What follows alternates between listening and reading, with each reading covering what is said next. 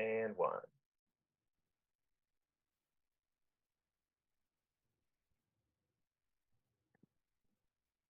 All right, hello and welcome everyone to the Friday Public Health Media Day updates. Our schedule today for the first half an hour or so, we'll have the latest public health updates for the county from Health Officer, Dr. Andy Coren. We also have a guest today from the Social Services Department, and that's Rachel Evil-Elliott. She's going to talk about some updates to eligibility for CalFresh and Medi-Cal. And then the last half an hour we'll have for a Q&A session from local reporters and also from the public through the YouTube and Facebook live streams. So we'll jump right in. Dr. Coren, hand it over to you. Thank you, Cameron. So today I'm going to begin with what will be a very short update on the state of the COVID pandemic. And then we'll have information and a presentation, as Cameron said, from Rachel Evil-Elliott from our Department of Social Services to review some of the expected changes in coverage with the demobilization of the California COVID health emergency order, which ends on the 28th of this month. And also the federal order ends on May 11th, which will probably have at least as much or more of an influence on people's coverage. But we want to make sure everybody is up to date on what they have to do and nobody loses their coverage. So let's review the infections in California and Mendocino County. The Mpox threat continues to decrease, and the federal and California states of emergency declarations ended in January. Moving on to the recent respiratory infections. We can go to you've got the slide up, good. In California, outpatient visits for influenza-like illnesses, or ILI, have decreased in all age groups, including SARS-CoV-2. The next slide shows, no, I think that's still on the other slide. It's on the other panel. It shows the usual winter viruses, enterovirus and rhinovirus in green are still up. They're still going up. But the other viruses are all decreasing and falling. Turning to COVID now more specifically, next slide, please. The California has passed the 12 million mark for total COVID cases, and that's probably an underestimate because of the lower reporting of the home tests. However, the pandemic does seem to be under better control now, with no new surges seen on the horizon. Next slide. In Mendocino County, test positivity. No, it is this. You are on the right side. The test positivity is now up to 6.7 today. This was a change. It was up higher than that yesterday, but with our low numbers, these changes happen pretty quickly. It was 4.9% last week, and let's see, the daily case rate is now 4 per 100,000 per day, down from a week ago. There's no upward trend seen at this point. Note that these values are not as reliable as a year ago, when there were much better testing rates and reporting rates. Also, it's important to note that the case rates now correspond to age, which means that the oldest people in our community are the highest at risk. We are not seeing the higher rates of illness based on the disparities due to race and ethnicity like we saw earlier in the pandemic. The next slide shows what's happening with wastewater surveillance, which is now the most reliable early indicator. And so we've seen in the Bay Area, Southern California, and San Joaquin Valley, there has been increased signal from those wastewater surveillance areas. These used to be brown in the southern part of the state below Northern California, like around the Sacramento area, and that usually means a plateau. It's neither going up or down. So in the yellow southern part of the state, it is gone up a little bit, and in the Northern California or Rancho counties up here where we are, it's staying green, and that is decreasing from last week. Let's see. And these numbers also include the data from 2 sites we have in Mendocino County. Now, the state is looking to make this one of the key indicators to get a sense of um, what's happening with these pandemics um, for situational awareness. So they're going to try and increase the population coverage here in Northern California. In Mendocino County, we have in the range of 30% of our population covered. Statewide is already about 50%, but we want to increase that in the Rancho area. It's a little bit higher in the Rancho area because we have so many septic systems rather than wastewater treatment areas. Another testing innovation that I think is kind of exciting is the experimentation they're doing with sniffer dogs, the same dogs that were used and are used in airports for looking at drugs and for brittle diabetics and for other medical illnesses. The brittle diabetics, they can test when they're getting close to collapsing with ketoacidosis. In California testing, this is looking nearly as sensitive and specific as the rapid tests. So it's still very new, very experimental, but it is a developing low-tech, high-tech technology. May be useful in schools in the future, which is where it was initially rolled out, and they're starting to do it in skilled nursing facilities, which might be a very excellent use of that technology. Next hospitalization shows hospitalization rates for all the major causes of infectious pneumonia in California and you can see that in California and Mendocino County, the overall, the black line, the top line, has come down. The numbers of pneumonia have fallen dramatically. The largest number remains the green line, which reflects bacterial pneumonia, and then it's followed by red, which is COVID, and influenza and RSV are now at the bottom, yellow and blue, almost at zero. There's one outbreak of COVID now in the county, but that's ending soon, and the community risk level remains low. The confirmed mortality at this point in Mendocino County has come up from 142, as it says on this slide. The reality is it's now 143. And for context, let's go to the next slide. On the left side of the slide, shows the progression of COVID mortality throughout the last several seasons. And you can see the very high peaks here on the left. And then on the right, there's a gray line, which is a line of the recent tests coming in. And it's a little less certain, but you can clearly see the black line is coming down.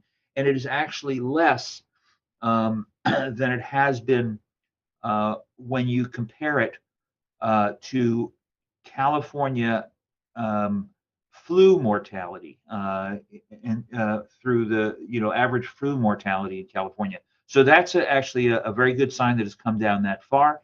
And the graph on the right of that is made up of bars, little bars that each represent a week. And the important thing here is that the colors, and you can see the scale on the right side of that square, the colors tell the weekly mortality range. You can't use the y-axis on the left to measure, but the colors show that red is high and green is low. And this year, 22-23 at the bottom is in the same range, green around 1,000 per week, the same as the top line, which reflects the two lines actually, which reflect 2017, 2019, which is a pre-pandemic. So when you compare to the highest ones in the last 2 years, 2020 and 2021 was red, or 4,000 to 5,000 deaths per week, and 2021, 2022 was yellow, 2,500 to 3,000 deaths per week. So we have come a long way, and again, I want to point out that you can't go by the height of these curves. That y-axis doesn't mean anything. It's really the colors to compare that to. And the forecast now is for no new expected surges through mid-March. Later than that is hard for the modelers to predict. We are seeing an increase in the wastewater surveillance, as I noted before, but we're not seeing a surge happen as a result of that soon. So that's good. Of course, it always depends on the existence and spread of new variants. And there are no new threatening variants emerging from for example, China. And the ones that are coming out that we are seeing a few here and there of are nearly all related to the BA5, Omicron, or BQ1s. And the December surge in the United States was largely due to BQ1 and BQ1.1. The variants, those variants now are being replaced by XB1.5, more on the East Coast than it is here. But this recombinant is related to BQ1. And we were worried last time I presented about another variant, CH1.1, but that has sort of faded and is not growing.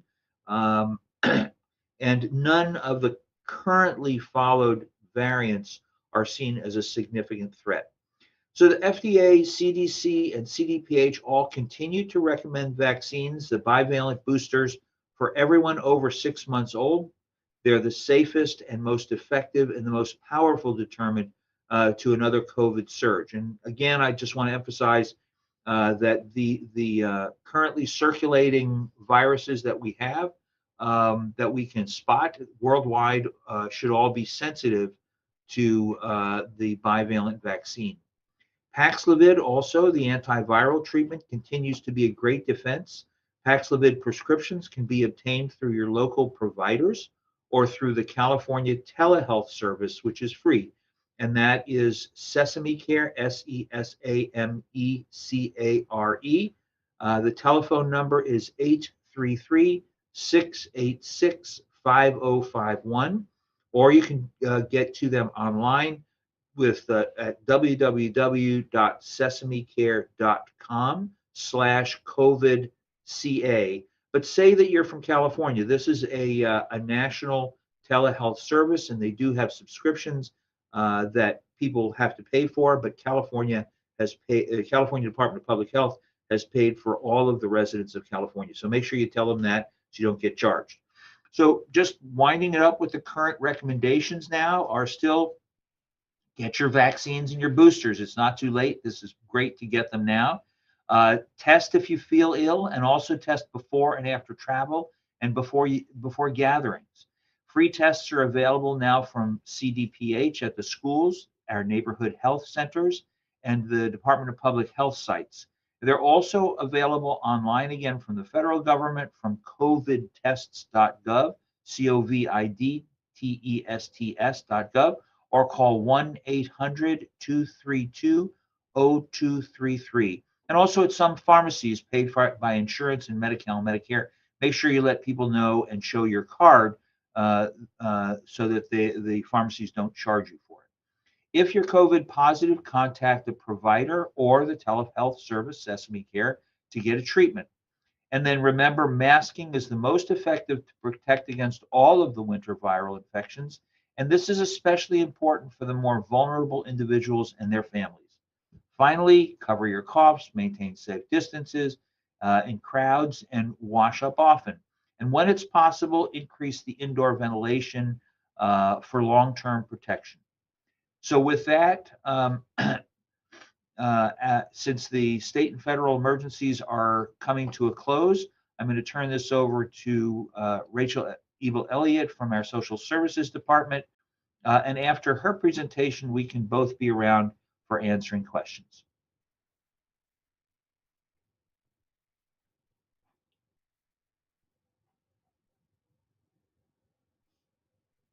Thank you. So my name is Rachel Ebel-Elliott.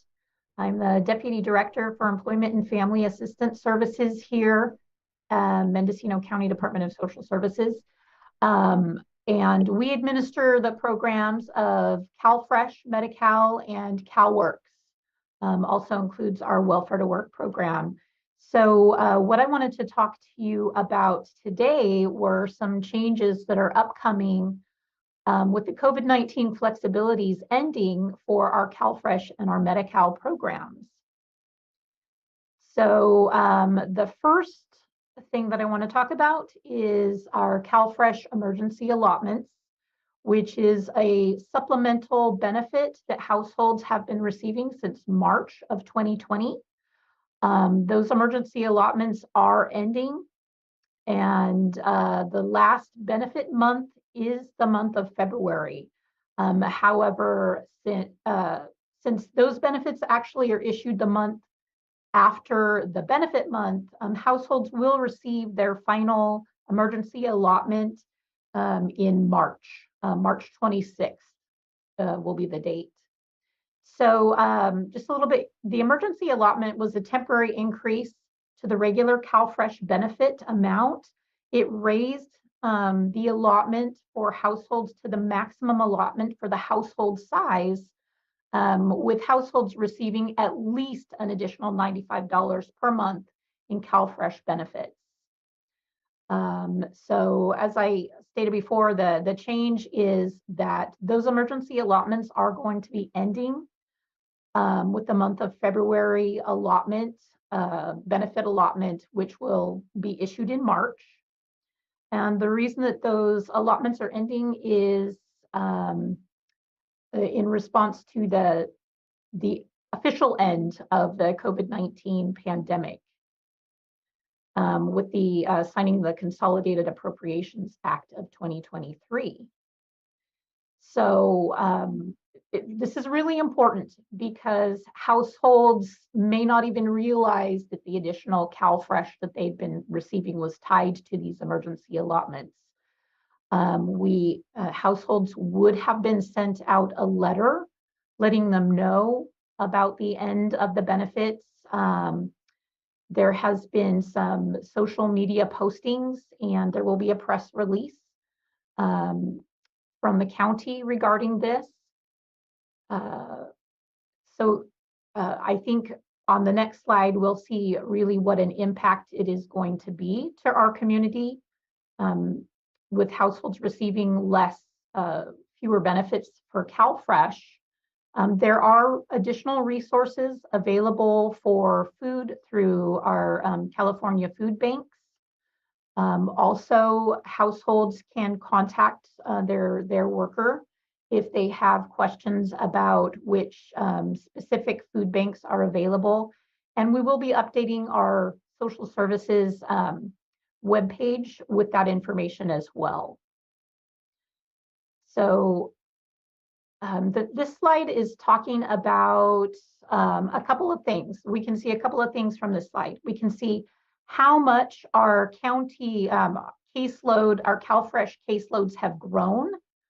I went ahead and included figures back from 2018. You can see that, and these are as of December of these years. So in December of 2018, we had just under 6,000 CalFresh cases, just serving just under 11,000 CalFresh individuals.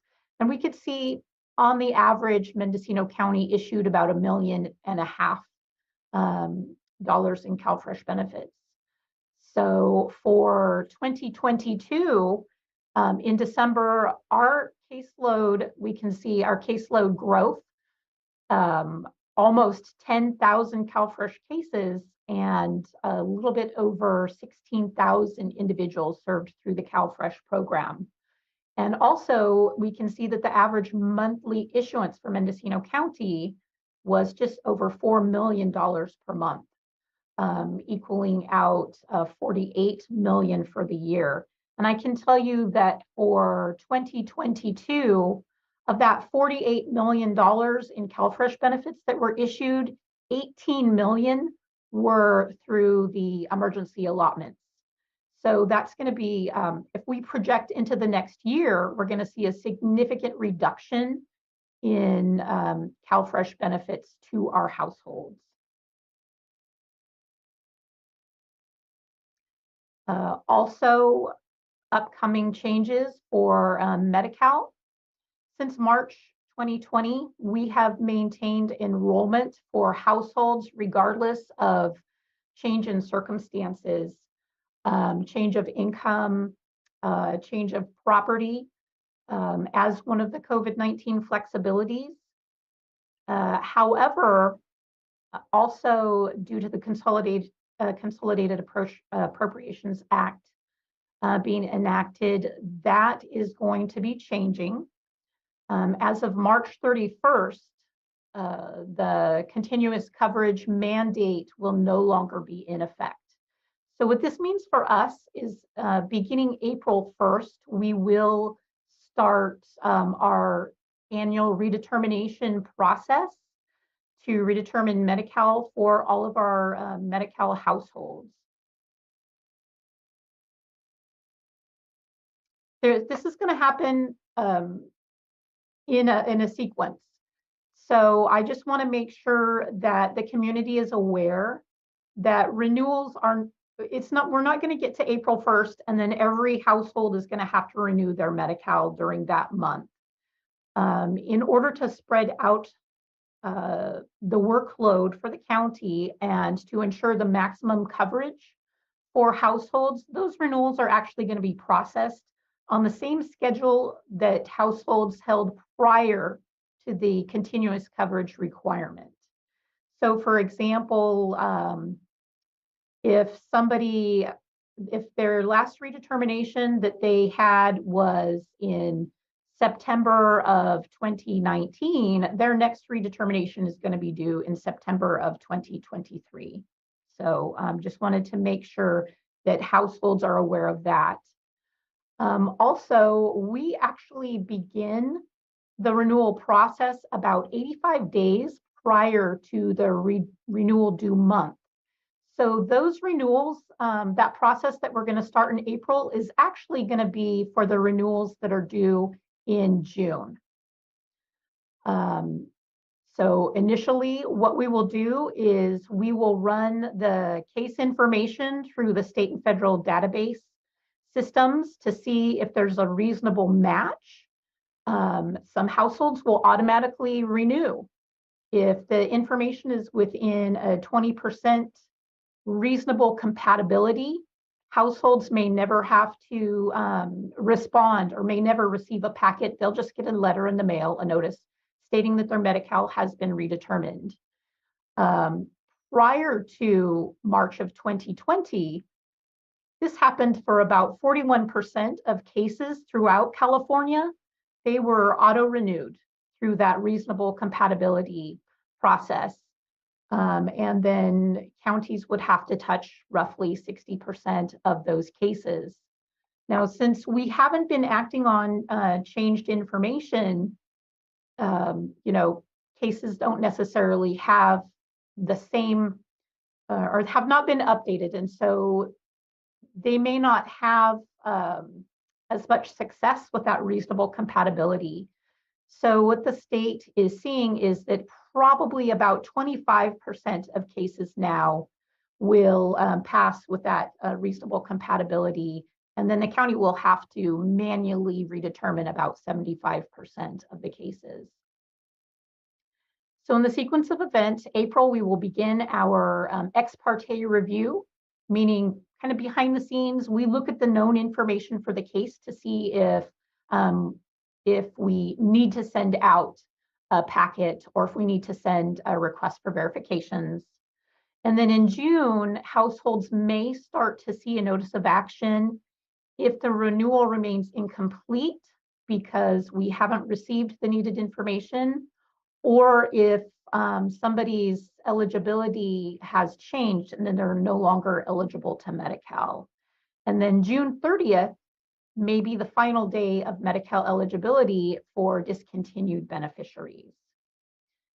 So again, that June 30th date, that is only for those redeterminations that are due in June and have been determined ineligible or have not responded. And just for a little bit of context, our current county Medi-Cal caseload, these are only the cases that are held within the county because some individuals may be receiving Medi-Cal through Social Security and through our local database. We don't track the number of individuals for that. But as of January 1st of this year, Mendocino County managed about 22,682 Medi-Cal cases, and that includes over 40,000 individuals.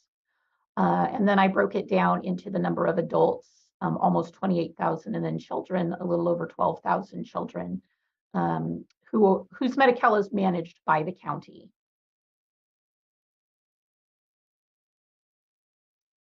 So what is happening is that the Department of Healthcare Services is doing a media campaign. Initially, there are two phases. So the first phase is really to remind households that if there has been any change in contact information, if somebody has moved, has a new address, urging people to contact the county to update that information, because we may need to send a redetermination packet, and we can only send that to the last known address.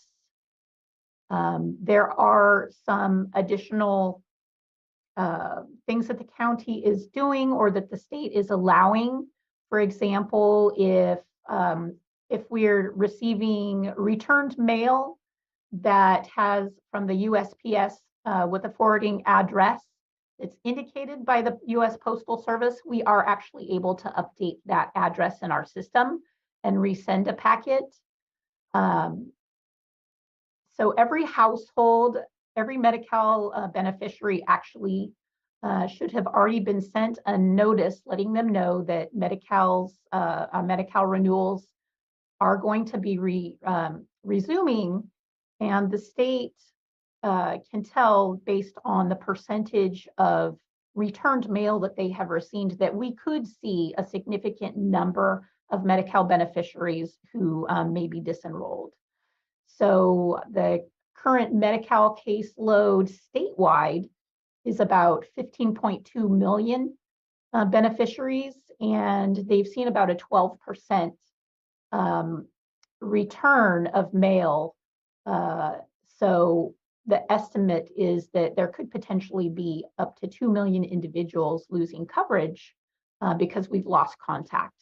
So really urging households to make sure that the county has your current contact information. And then some additional important contact information for beneficiaries. Anybody can go on to keepmedicalcoverage.org to learn more about the resumption of the Medi-Cal redeterminations and changes that may be coming. And also can sign up for email and text message alerts to get general updates about what's happening with Medi-Cal renewals. I've also listed on here the benefitscal.com website, and that's where people can go to either apply for benefits or maintain benefits. So households can submit a redetermination or update information, including change of address, through that benefitscal.com. It's our online portal where we can get information. And then also I wanted to make sure that I gave information on the phone numbers for beneficiaries or for members of the community to call if they have any questions about any of their benefits, if they have questions about how to apply, or for those who may need to change their contact information. And I think I'm going to go ahead and stop it there.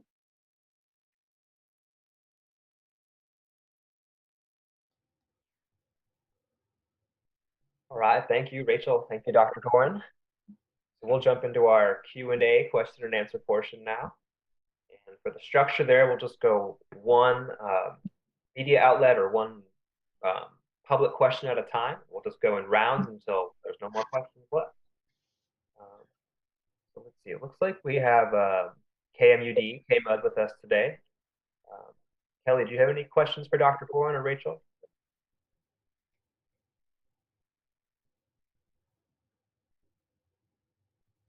So sorry, I'm not technologically astute. No, I thought that you covered it really well. I did write down one sort of question.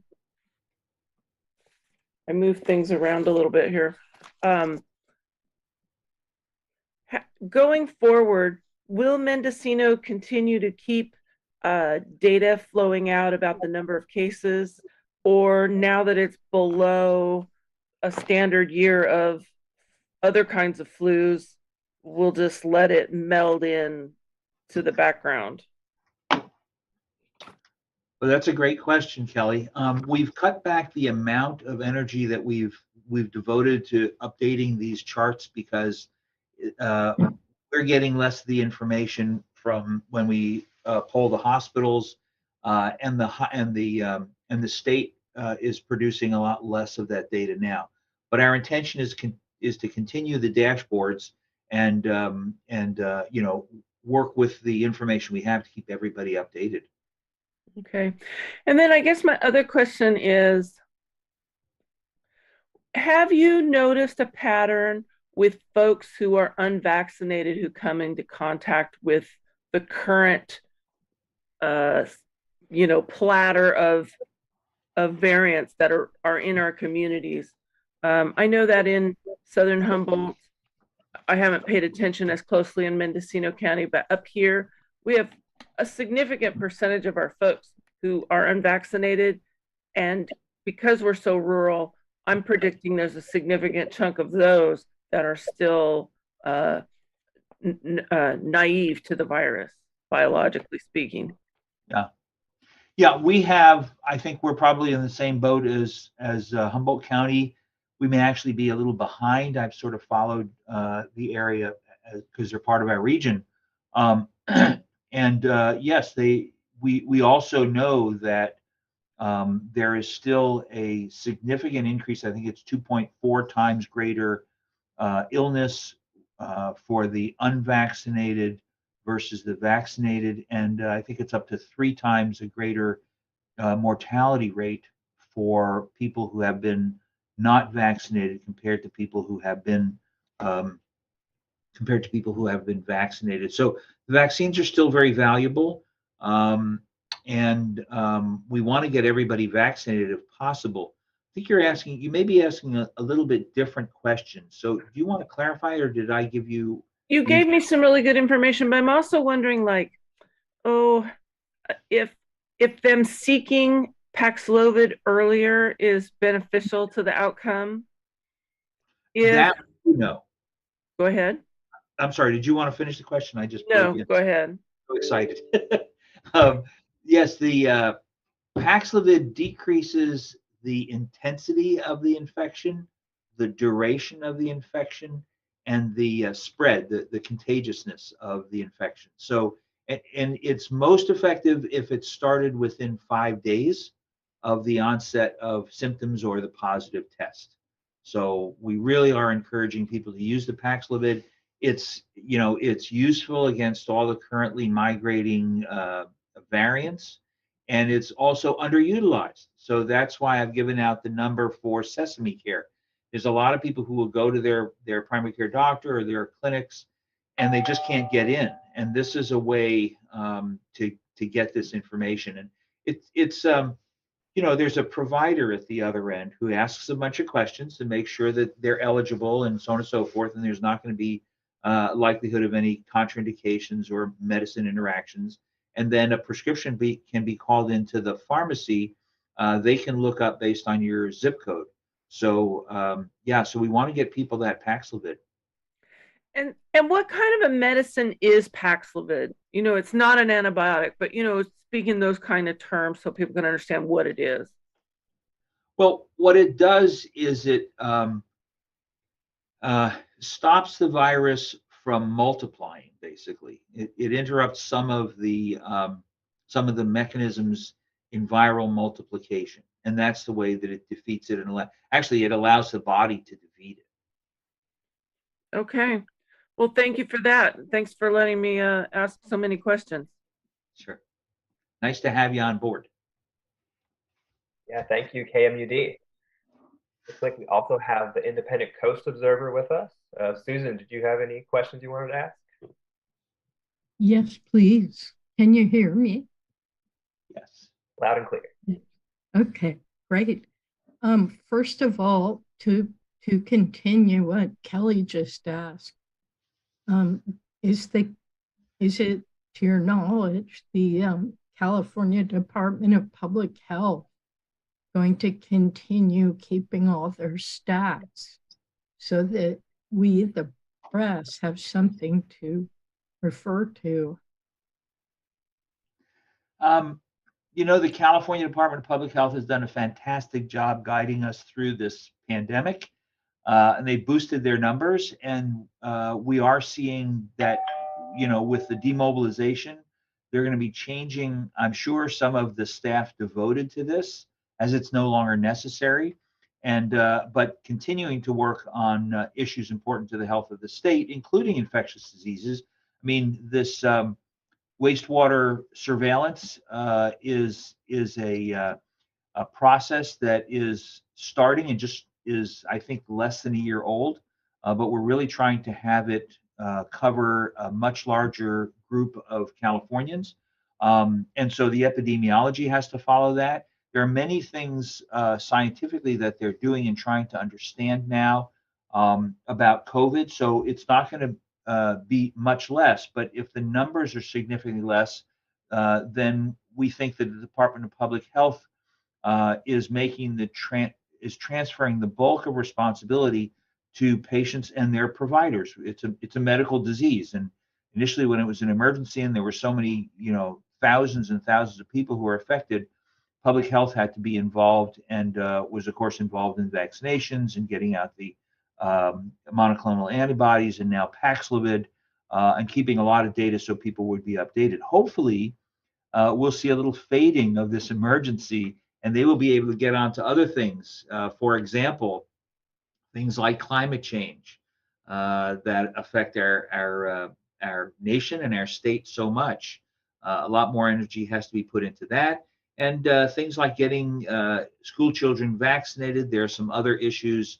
We're seeing an increase in tuberculosis and in sexually transmitted diseases like syphilis, including congenital syphilis. And so there'll be a little bit of a change from public health's attention to the COVID pandemic, and of course being prepared. And that's if you remember the SMARTER plan, one of the issues was maintaining a high level of testing and keeping an eye out for any bad things that may be coming along. So yes, there's going to be a change when the pandemic is no longer as I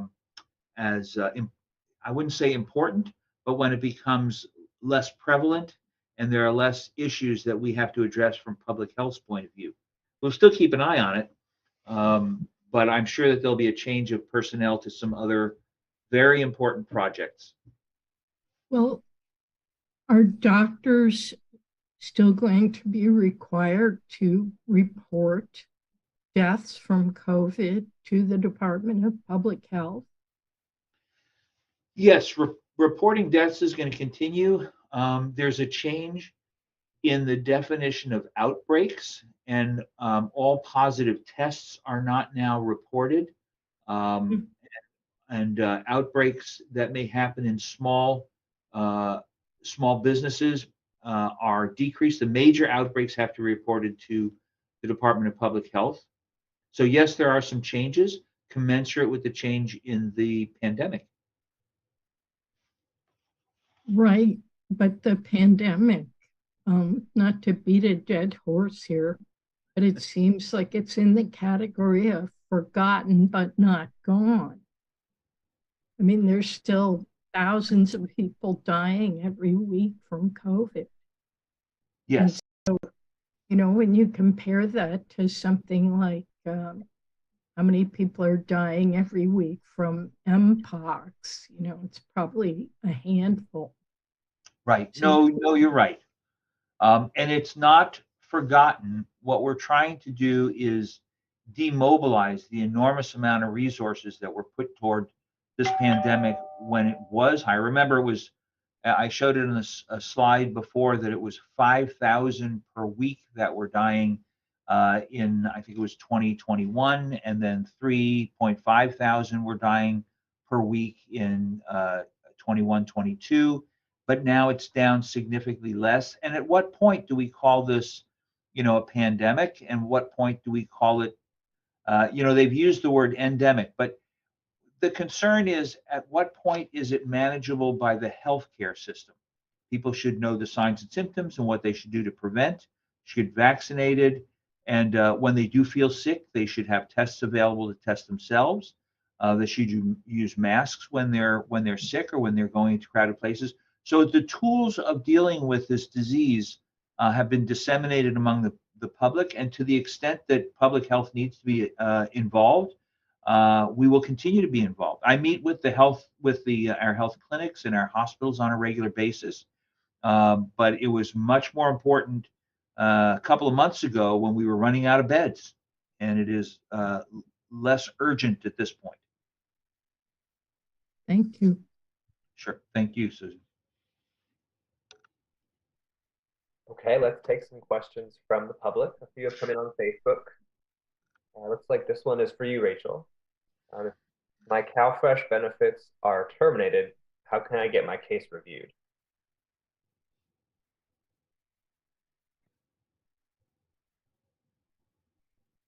So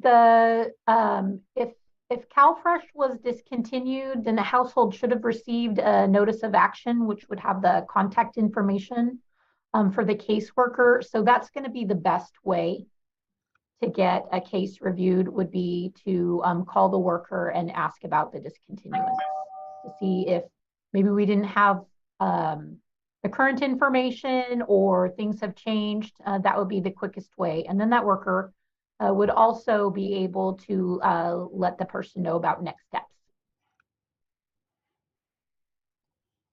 Thank you, Rachel.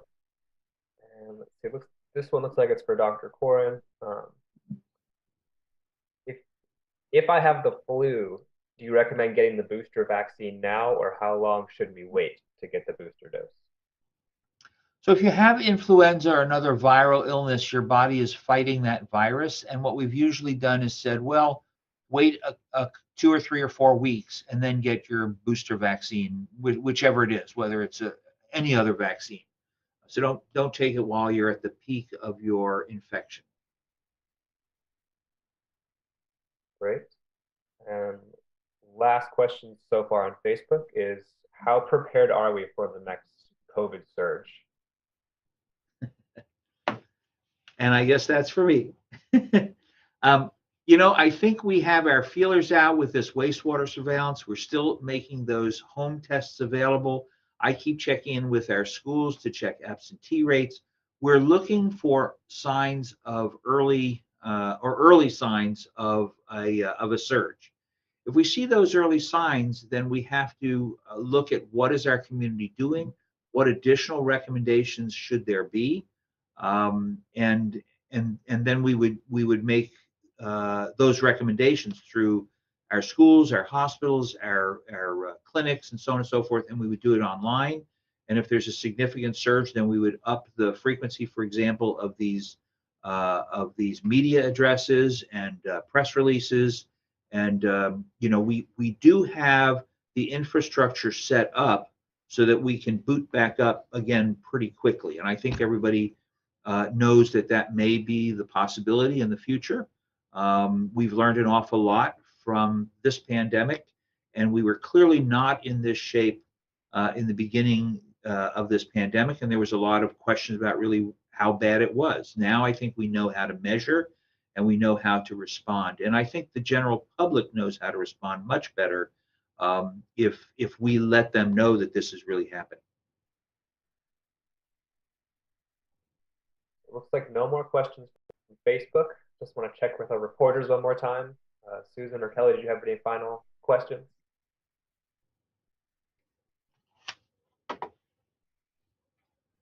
All right. So, Dr. Coren, do you have any final comments you want to leave us with before we end today? Oh, go ahead. Sorry, I did have one question. You mentioned doing wastewater testing on soup. Did you say that you're actually doing it on septic tank systems, or is it strictly confined to city waterworks like Fort Bragg, Ukiah, Point Arena, places like that?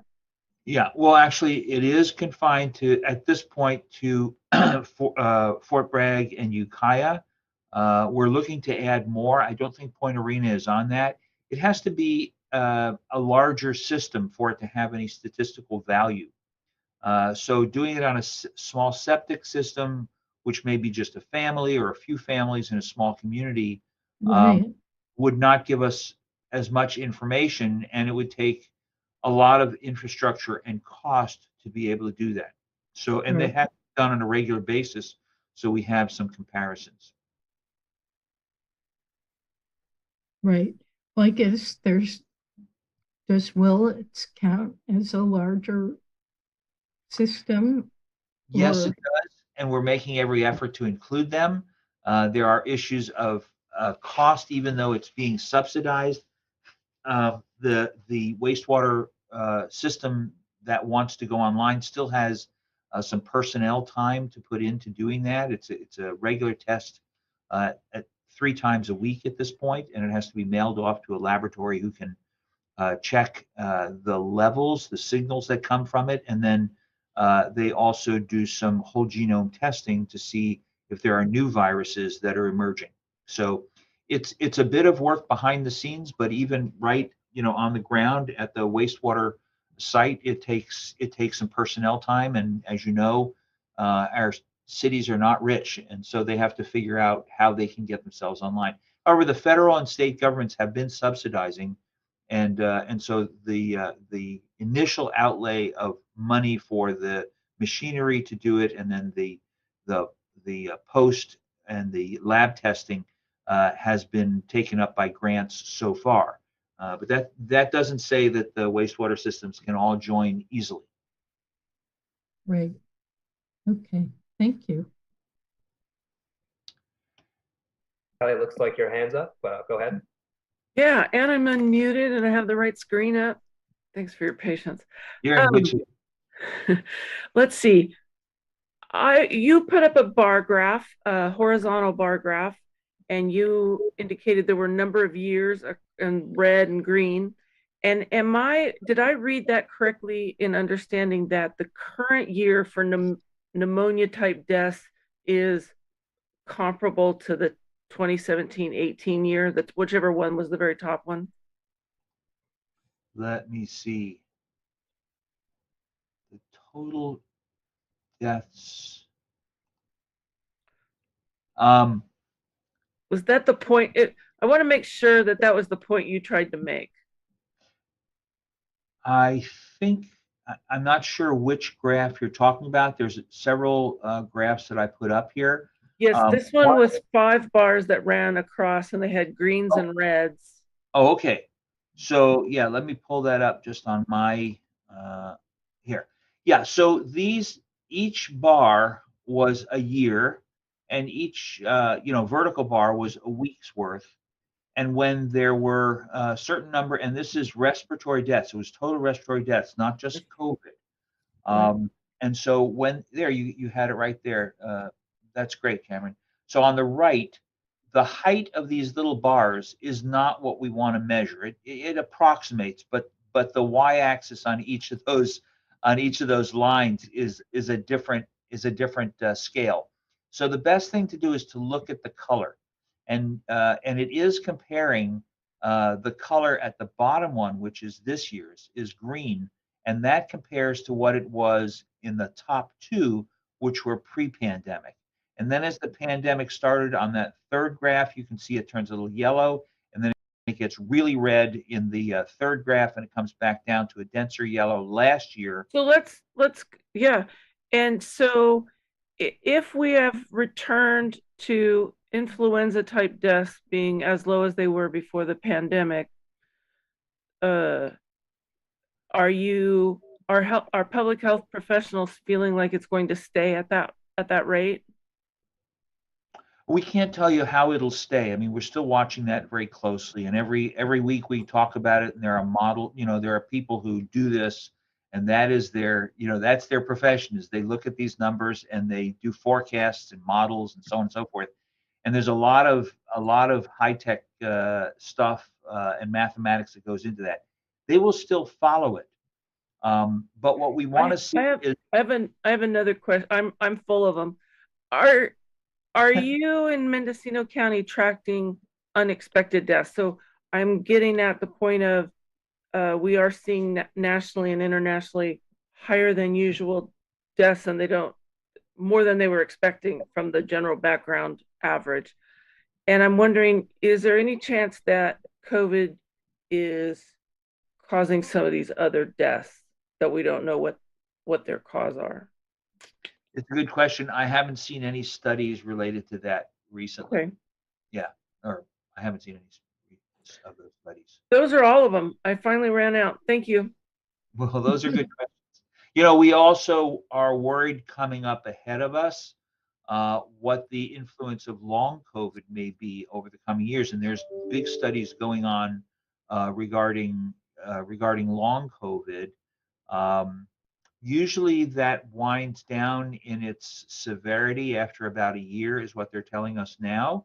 But there still are long-lasting effects if people have had COVID, and it doesn't seem to be entirely related to the severity or the duration of the COVID infection. So people with even mild effects who started their post-infection symptoms might continue their post-infection symptoms. But we don't know what that we call morbidity or illness would be like. And so these are all things that are being researched at this point. I'm glad to hear that. I know a lot of people are very worried about long COVID. Yeah.